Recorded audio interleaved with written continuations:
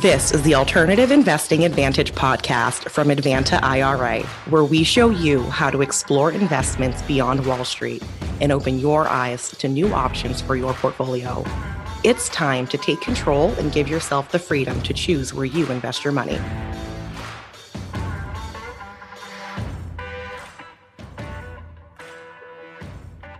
Good morning and welcome to another edition of the Alternative Investing Advantage podcast with Alex Perny.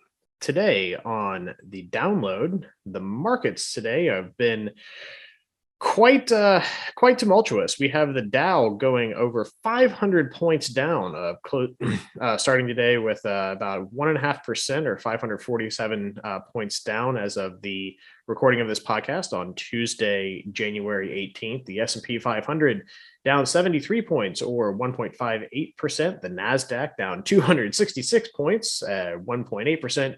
And the global down 44 points at 1.3%.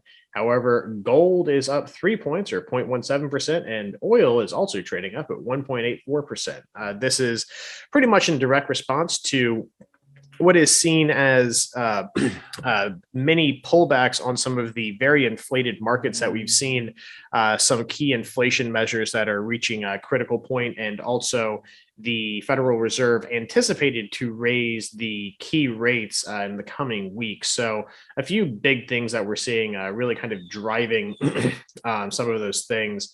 The yields that are expected to be seen are going to go 2 years above 1% are really what people are looking at as kind of a driving factor for this. U.S. home builders have also released information stating that they are less optimistic due to inflation and rising supply chain concerns, which are still ever present with the Omicron variant of the coronavirus still running relatively wild throughout the entire of the world.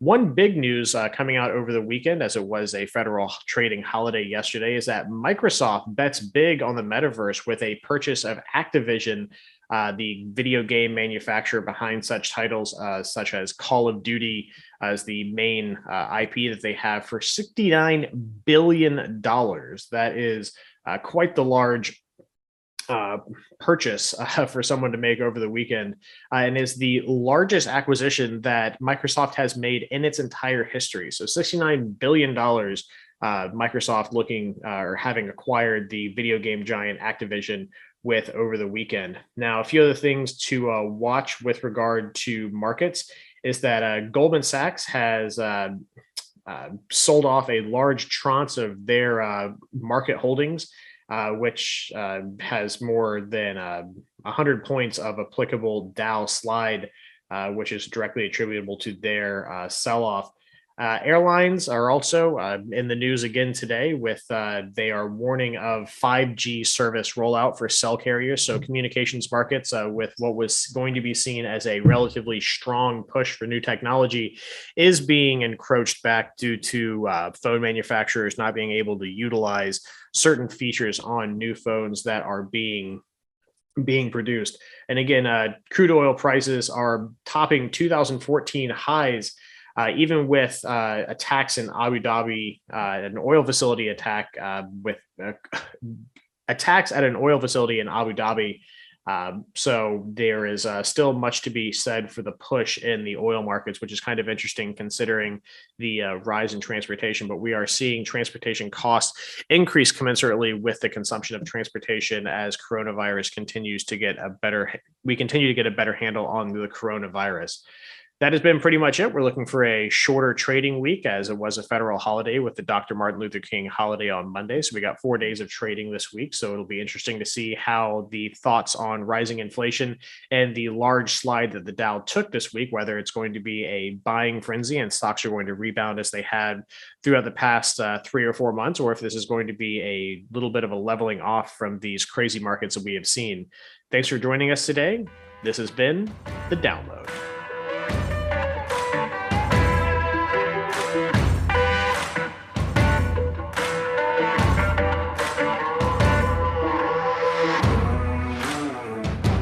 Today on the What is an HSA? HSAs are tax-advantaged savings accounts used specifically for medically related expenses. Now, not everyone can just open up an HSA and take advantage. You do need to have qualifying high deductible healthcare.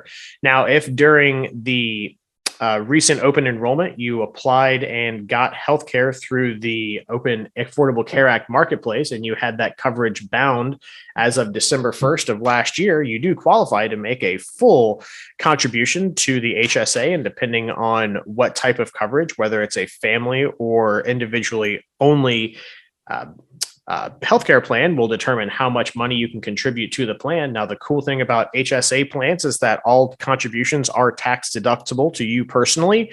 However, all distributions that are for qualifying reimbursement of medical expenses are completely tax-free. And another big benefit to HSA plans is that once you reach the age of 65, you can treat it just as a traditional IRA and take taxable distributions for anything that you would like. So you get to take advantage of all the tax advantaged growth in those plans. Any type of reimbursement for medical expenses is distributed tax-free, just like a Roth. Or if you wanted to take the distribution for personal related expenses, then you can just treat it as a traditional IRA. These are HSAs, and this has been The Download.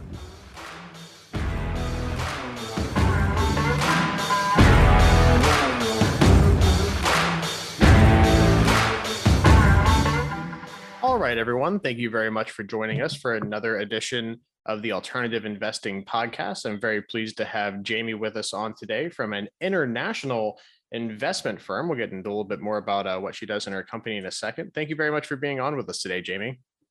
Thank you so much for having me, Alex. I'm very excited to talk to you today. Absolutely. So give us a little bit of background about yourself. This is definitely kind of a new segment that we're getting into. Obviously, here at Advanta, we span everything from domestic limited partnerships and real estate, but we also get involved in international investments as well, where we got our start mainly with clients investing in Central and South America into different types of private companies and also real estate within different countries down there. So we have a lot of experience there, but we also have clients that want to invest internationally in places like Europe and Southeast Asia. And Jamie, your firm kind of brings that availability to our IRA investor clients. So tell us a little bit about how you kind of got your start in this industry and a little bit about your company, and we'll go from there. Yeah, absolutely. So I'm the co-owner and the managing partner of a firm called WHVP. We are based in Zurich, which is also where I'm currently coming from today. And what we do is we specialize in asset management for Americans that would like to bring part of either their savings or the retirement money overseas and have that part of their wealth in a safe jurisdiction like Switzerland or Liechtenstein, and just profit from international diversification when it comes to those investments. The way I got started was at an extremely early age because I took over the firm from my father together with my husband. That means I was basically brought up in the company and in the industry. More generally speaking, we had future days where my dad took me to banks when I was still in primary school. We had days where I came to work with him and looked over his shoulder, so to speak. And when I was 15, we have a very special education system here in Switzerland where you have the option to get your high school degree while working 3 days a week at a corporate. So when I was 15, I started working with Credit Suisse, one of the largest universal banks here in Switzerland. So I would say my trajectory has been determined at a very early age, and I haven't regretted it a single day since, because I really enjoy not only financial services, but more importantly, the people I get to work together with. Because I love the international aspect of it. There's a lot of asset managers here in Switzerland that are focused on the Swiss market. And I feel so lucky that I get to have this international component with having mostly American clients, because my personal network already consists mostly of Swiss people. So I am very excited about having this wider horizon of knowing people from different parts of the world throughout my career. Awesome. So you indicated that WHVP has been a family business. You grew up in it. I had kind of a similar thing in my family. We were in automotive industry through several generations of the men in my family, and I went into finance. So it's I had a little bit of a interesting trajectory, but I can certainly understand, kind of the draw to going into the family business. So that's very cool, especially with something as large as international finance, that it's, kind of a very, boutique firm with what WHVP does. Looking at your website, it's several people with the same last name. It looks like a lot of people in the families, whether it's spouses or parents and things like that. And that's really awesome, especially here at Advanta with what we do. We're a small company. There's not a whole lot of us. I started here when there was 9 of us, and it's awesome to see how things grow and stay in a very tight-knit group. Now, with the focus on international investments, and like you said, diversification of client assets into international markets. Tell us a little bit about what exactly that means. It's easy enough for someone to kind of, turn on, any type of financial news and hear about people having offshore bank accounts. And there's kind of this very big allure, a mystique to the whole thing. And I tell people it's really not as, crazy as they might, make it out in their head to be. But when someone hears that and hears, international and diversification and things like that, from the context of what you do, what exactly does that mean from the service you provide? Yeah, absolutely. I think you touch upon a very important topic. There's still so many misconceptions surrounding the topic. And one very big part of what we do is really trying to educate people and provide information on what it exactly means to be moving money offshore, because it's not anything like sticky or shady. There's so many good reasons to do it. And you also don't need to be like a super extremely high net worth person for it to make sense. So I think it's important to talk about those aspects. For what it means for us on like a daily basis is that we help clients find the right custodian bank for them to keep their portfolio with, because it's important to note, as you mentioned, we're a boutique firm, we are 5 employees, we're a small team. We do not have a banking license, neither do we desire to have one. We work together with private banks that can custody the money for us. So we help clients determine which private bank in Europe is the right one for them. We have the contact people there, we know how the process works, and then we guide them through the whole account opening process. Once the account is opened, then our real work begins of determining together with the client what the right investment strategy is, and then implementing that strategy according to the needs and desires and risk tolerance of the client.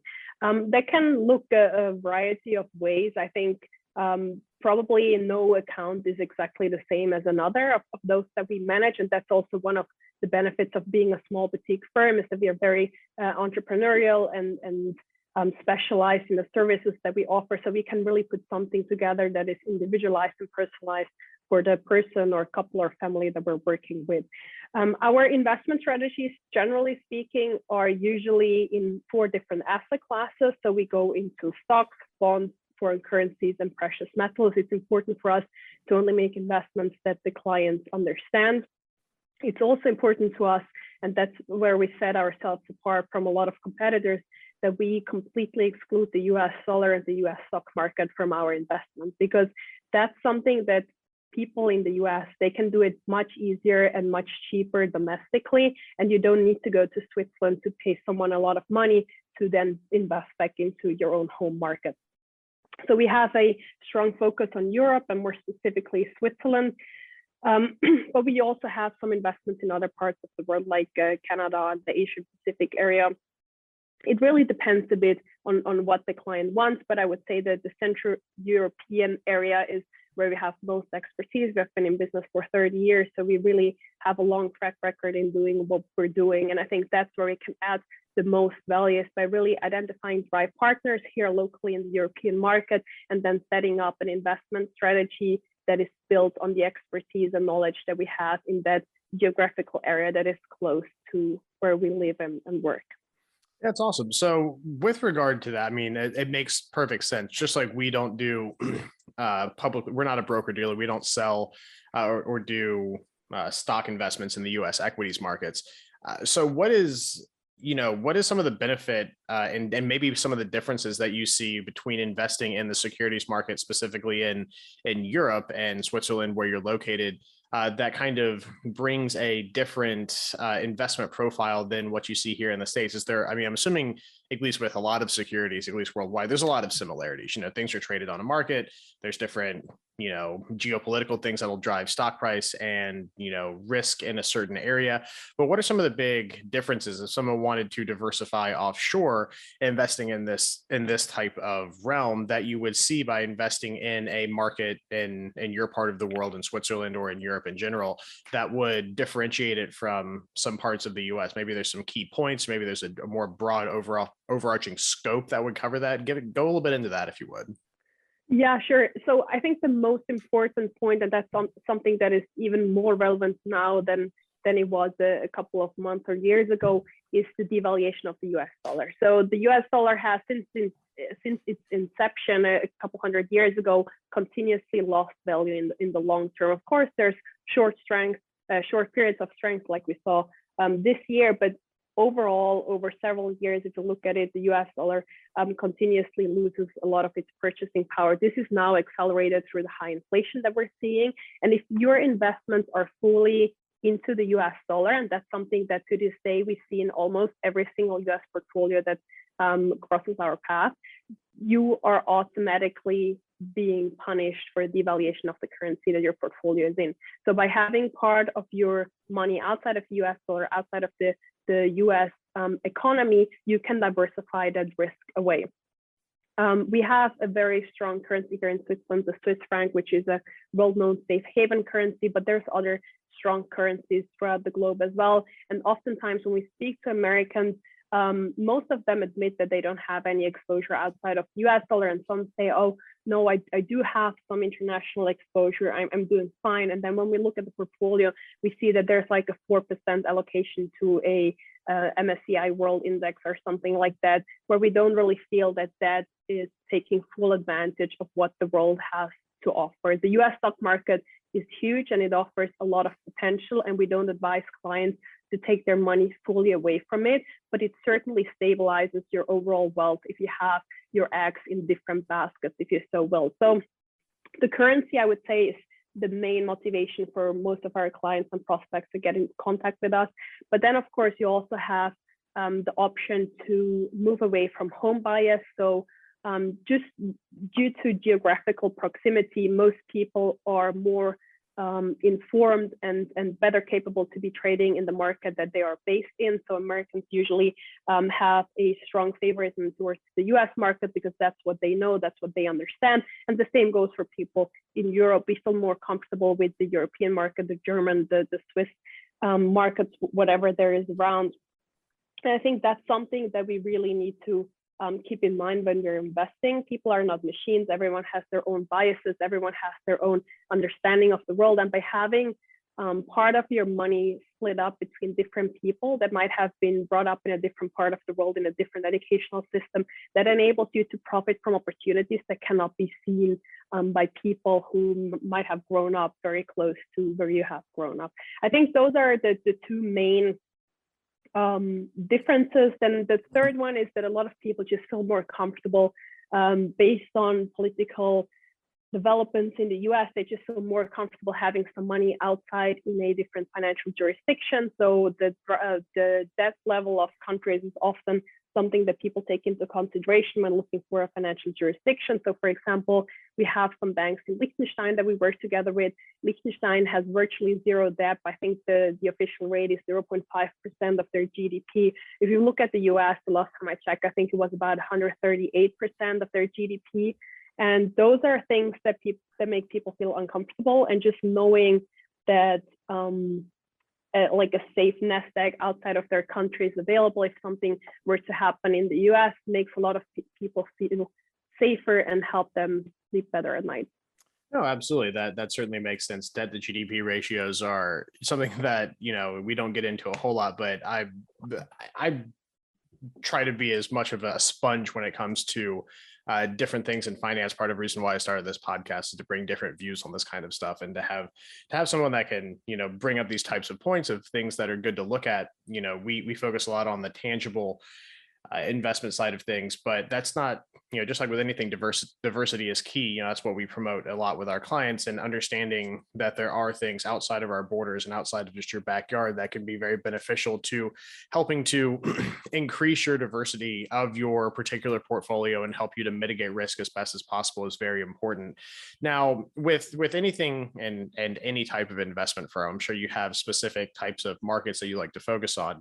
Are there any types of things over in the European markets, any type of segments, let's call it, biotech, heavy industry, automotive? Are there any things that y'all try to stay away from? Do you try to do you look for any type of value add play, or are there certain things that you are comfortable and competent with that you focus on with regard to market segments in the European markets that you operate in, that you, that you operate a lot in, or you want to give some more clarity on? Are there things that you just kind of completely stay away from due to inherent volatility in those types of markets as well?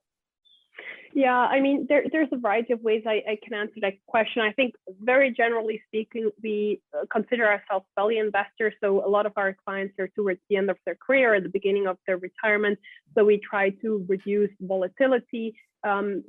Generally speaking, again, it depends from client to client, but overall, I would say we're leaning more towards capital preservation. So we tend to stay away from things that are extremely volatile, like cryptocurrencies is a very good example. At the moment, we just don't really feel that there is enough valuation or stability in the market as for it to make sense for the types of clients that we have. Of course, that changes from time to time. We have an investment team that follows markets extremely closely.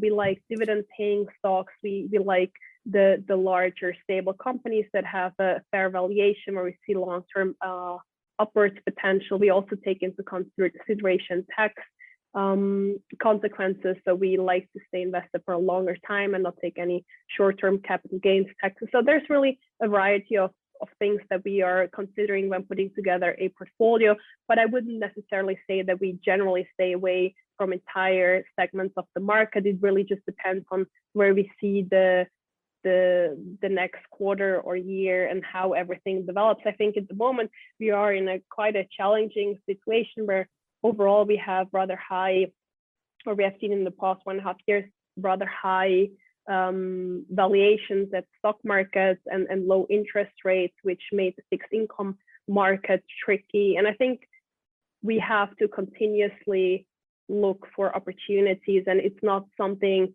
that will stay the same throughout the whole year or throughout even a longer period of time. No, absolutely. It makes a lot of sense. And you're talking about different metrics you're looking at and valuations of companies. I mean, just looking at some of the larger companies here, when looking at earnings per share as a metric against a lot of these companies, when you're looking at places like Tesla and Amazon, when you're kind of scratching your head on, the overall earnings of these companies and their price per share peg, it's really interesting to see how some of these things are priced. I mean, Tesla going, continuing to go up. I was just looking at some of the stuff this morning and just, scratching my head on, looking at debt and acquisition and all this kind of stuff. So the American markets can be a little screwy. Do you see, are there any particular differences, at least in the technical aspects of trading on markets in Europe versus the US? A lot of people are very familiar with, kind of how the OTC markets work in the United States. Pretty much anyone can sign up for an account at Charles Schwab and purchase securities on an open market in the United States. Are there any kind of fundamental differences or qualifications that a client needs to have to engage in European markets? Because I think a lot of people, when they think about this, while the kind of what we've covered in the first part of this is great, understanding that there are options obviously outside the United States and people that can help facilitate that. I think a lot of people, kind of are frightened because they're so used to, like you said, with home bias, being used to just, hey, I know how, I saw a commercial for it. I can, go online, open this account, and I can purchase Apple. Are there any kind of fundamental barriers to entry when it comes to, let's say, an American citizen like myself wanting to get involved? Do you have to go through an intermediary firm like yours? Is it as easy as, just kind of what we do in the United States? Obviously, I tell people, if you're going to do something that you're not familiar with, engaging a firm, such as yourself, has expertise in what you're doing, will pay for itself in spades well into your investment timeline with that. So having someone that knows what they're doing, but just kind of on face value, what are some of the inherent differences on a technical aspect of just someone wanting to invest in these markets? Yeah, there's a couple of differences that people need to know before they start into this venture. I think the most important one is that retail banking or retail investing is not really something that is accessible or feasible for American investors abroad. So Americans still are seen as somewhat higher risk clients by a lot of European or almost all European financial institutions. So that means working with Americans comes with more risk and more legal work and paperwork for them. And so there's a lot of institutions that say that they're not gonna, like, flat out not gonna work with Americans. And then there's the institutions that say they are gonna work with Americans, but they usually only do it with the caveat that they take on Americans that come through SEC registered investment advisor. So that's an investment advisor that is registered with the Securities and Exchange Commission. And there's, I would say, few people outside of the US that do that compared to the vast availability of those advisors within the country. So when I say this is not for retail banking, the banks usually have a minimum of 1 to 3 million, which is rather high. If you come through an SEC registered investment advisor, that minimum is usually lower because they can like leverage the bulk of clients that they have and they negotiate the minimum. So for our firm, it's $250,000 US, which is a lot smaller than what the banks take, but it's still not the case that you can just like open up a brokerage account with $500. You can also not just do it online with 3 clicks. And I think that's something where we believe it is worth the time and effort, but people just need to have realistic expectations of what they're getting themselves into. So there's no need to travel to Switzerland. Everything can be open through mail and email and telephone and all of that, but there's still significantly more paperwork involved in getting everything set up. There again, that is one of the benefits of working with a company like ours, because we really walk you through the whole process. We help with every single form. We can explain whatever like word and paragraph means. We can explain why the forms are needed. We can tell you where you have to complete information, where you have to sign, and that makes everything a lot easier. I think it's sort of like what is it called? Like one-stop shopping, where you can get all of it at one place. But it's still, there is some time and admin work involved. So it's not one click and you're done for good. But I do believe, contrary to those like retail accounts that you can open in 3 clicks, that if you work together with reputable institutions outside of your own country, you do have a solution that will stand the test of time and that will be available to you for years and decades to come, might even be available to the next generation after yourself. So we do have a lot of clients that are children of the clients that my father used to work together with, because he started in this business in the 80s. And I think that's really worth the upfront investment, but people need to know about the time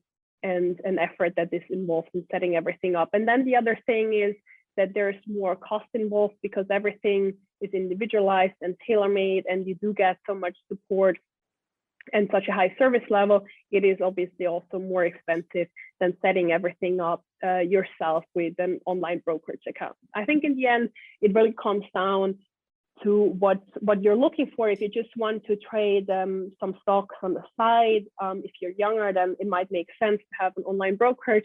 If you really want to get high level advice and service in a safe jurisdiction outside of the US, then you'll have to plan in some more time and a little bit more money.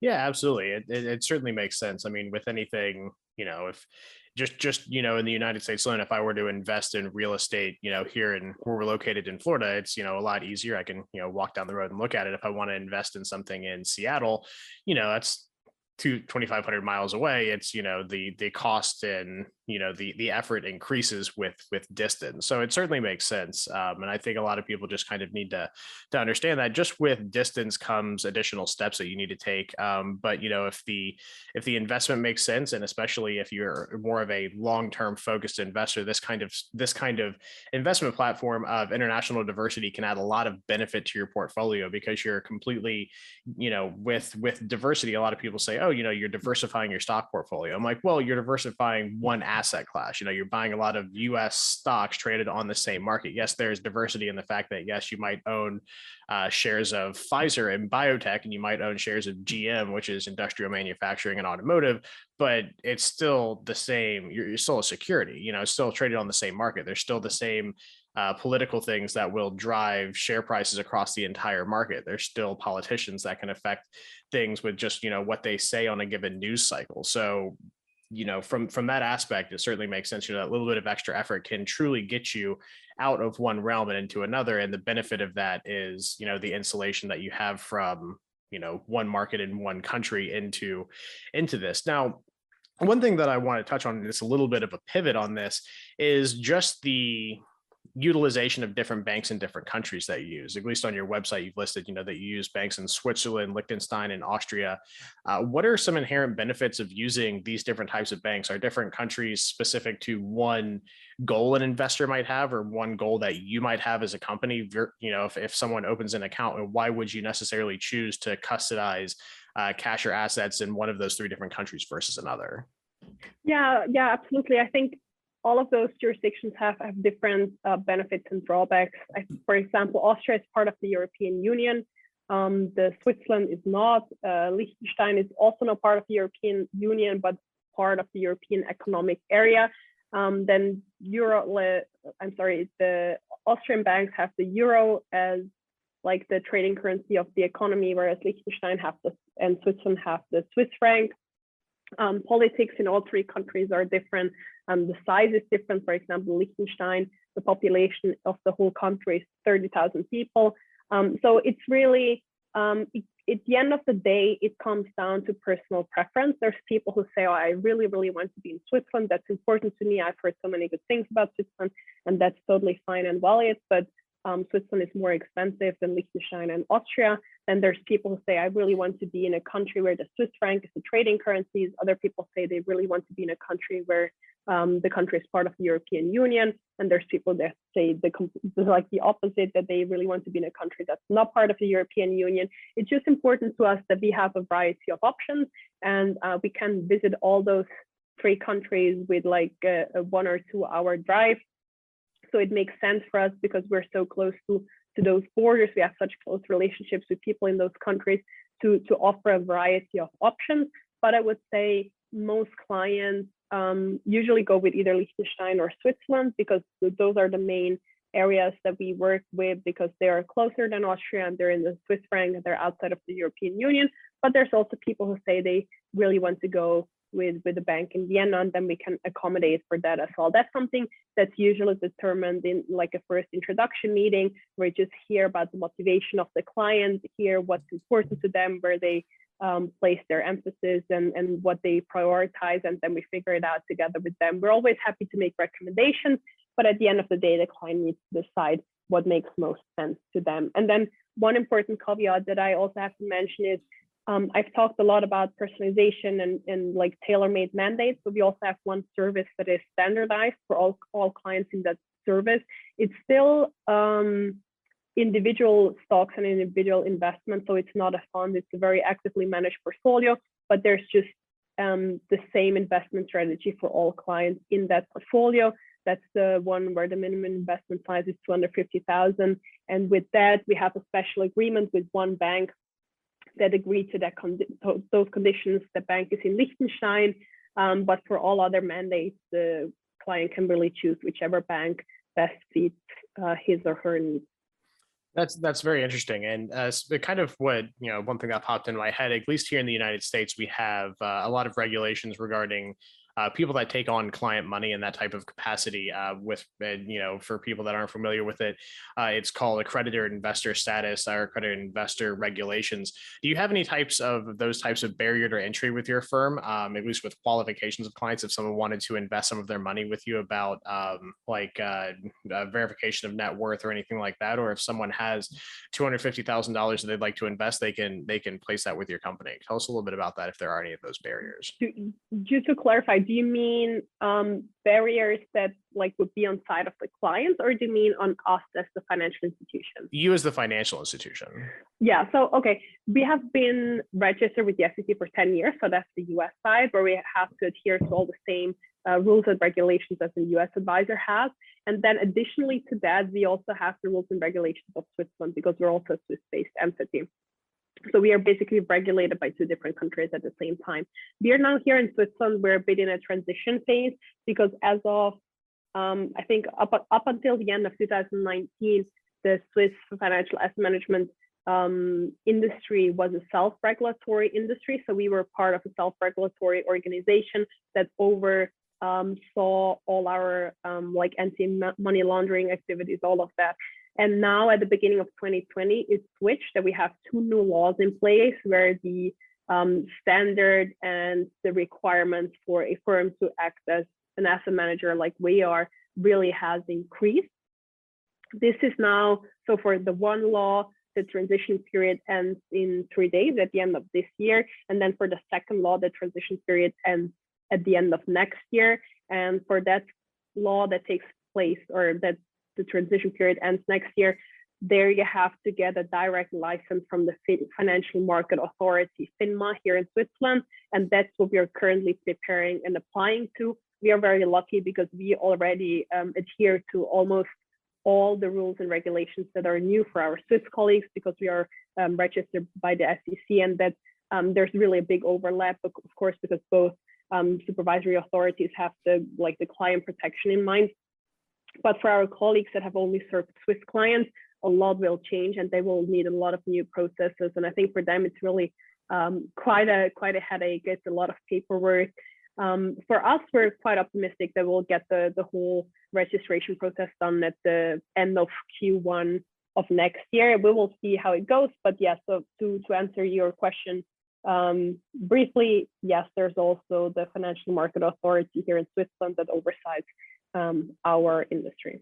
Okay, great. We're kind of getting up to the end of it. One thing, and again, I kind of had two little pivots. I didn't know how to, it kind of popped up. But with the past 2 years, and obviously, the entire world has been dealing with COVID-19, and we saw wild things happen in our securities markets here in the United States. How have y'all navigated, the very interesting situation that we've put in over the past 2 years? Have the European markets seen as much of a kind of wild ride, kind of starting in March of 2020 to now? Obviously, things have rebounded a lot in the United States. There's still, at least with travel, airline stocks have been hammered over the weekend and overnight trading with all the cancellations and different stuff with the Omicron variant coming out. Has that been as pronounced over there? Have you kind of had to navigate some of the same things in the markets in Europe with COVID-19, or are there any differences that you've seen in how markets have reacted externally to the United States versus just kind of the shootout that's been happening on the markets here with all this stuff happening?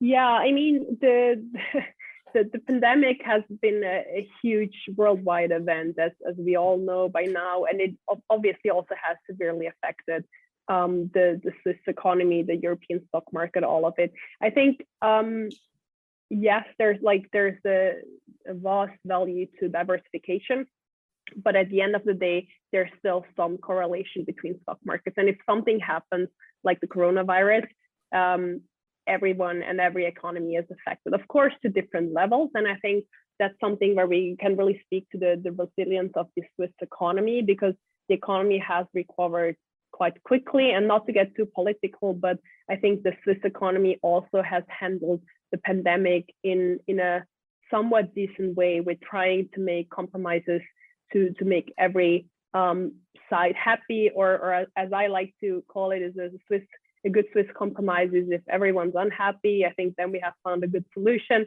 and that's more or less the case here. I think that's really, our political system is very different to the US. So we have a federal council of 7 people, and we don't just have one president, and that makes all the decisions much more balanced and much more widely accepted. And I think that was also one of the, I would say, secret ingredients of how we could traverse to this very difficult time that is still happening. Of course, we're not at the end of this yet, in a sustainable way. I think we can see very strong differences in how the US and how Switzerland has handled the pandemic. I think the US has been extremely aggressive in spending and getting the economy to recover as quickly as possible, whereas the Swiss took a more sustainable approach, in my opinion, where they have spent less money and have injected in the economy a bit less severely, but more sustainably. So without such steep hikes in like increasing the debt levels and such. So I do think it is an interesting case where we can see that it makes a lot of sense to be in an economy that is sustainable and neutral in like worldwide global events. But at the same time, I would be lying if I said it didn't affect us or our portfolios. I mean, of course, mid-March last year was, I think, quite challenging for all financial advisors. But at the end of the year, we had a very good year, like I assume most people in the US as well, because stock markets have recovered so quickly. Yeah, absolutely. And that's kind of an interesting thing that you bring up is the inherent kind of like outward political stance of Switzerland being very neutral in a lot of world political things, through history, generally, having that kind of, neutrality, kind of is insulatory to a point with regard to markets and things like that. So that's also a great point that you bring up, that, is certainly something that leads into, the benefit of diversification, especially in countries such as Switzerland. Now, one thing that I'd like to kind of, bring this in for a landing with is that, we've covered a lot of, the benefits of diversification and being able to get into markets and some of the barriers as well of the need to have someone that is extremely familiar with what's going on and that can help place money, especially since there are barriers to being able to just, as with the US, I can open up a Charles Schwab account and buy some Apple as just an OTC trader, and needing to have a kind of, let's call it a portal into these markets and the service that WHVP offers. So maybe tell us a little bit about the different services that you have for your clients, and if people want to, get involved with this, how they can reach back out to you. Yeah, of course. So we do have 3 different service levels. The first one is, which I have already briefly mentioned before, where we have the standardized moderate portfolio. It is a good way to get started with a smaller amount. That's the service that we offer together with the partner bank in Liechtenstein with the minimum of $250,000 US. There we have a management fee of 1% a year. Then we have like our regular asset management service, which is our most popular service, where we really put together a tailor-made mandate for you and execute it on your behalf. There you have a free choice of custodians, a personalized strategy that's starting from 500,000 upwards with a management fee of 1.5%. And then we have a third service level, which we call concierge service, where we additionally to asset management also have some concierge hours included for people who are interested, for example, in Swiss watches or travel recommendations or things like that, where we can help out with our knowledge of Europe and Switzerland. There, the minimum is 1 million with 1.5% management fee and a flat fee of 10,000 US dollars. All of those different kind of levels and all the information on how they differ and which one is best for you can be found on our website. That's whvp.ch. We also quite regularly post on our blog, which you can find on that website. We also do have our own podcast where you can get a better feel for our take on current developments and see how the team interacts with each other. And I think that's probably the best way to get a first information about us. If you want to book a complimentary discussion with one of our colleagues here, you can send an email at info@whvp.ch. And if I can plug an ebook that we have here, you can also reach out to us for that. It's called Swiss Money Secret, and I talk there in a lot more details about Switzerland and how it became one of the most popular and most well-known financial services industries in the world, how it all started, what is important to know, like the regulatory environment and all of that. So if you're interested in that, again, send an email to info@whvp.ch. And then lastly, we also have a newsletter where we talk about our market opinion and what's happening in Europe that is available for free as well as on our website. So if you want to sign up for that, then please do so, and you'll get an email from us approximately every 6 weeks. And every time we want to be as informative as possible with what's happening on this side of the planet. All right. Well, thank you very much, Jamie, for being on with us today. I hope everyone enjoyed this edition of the Alternative Investing Advantage podcast. Again, my name is Alex Perny, and have a great day. Thank you for tuning in to the Alternative Investing Advantage podcast. Tune in next week for more investing tips and strategies. Want to hear more episodes of the Alternative Investing Advantage? Search podcast at advantaira.com and subscribe.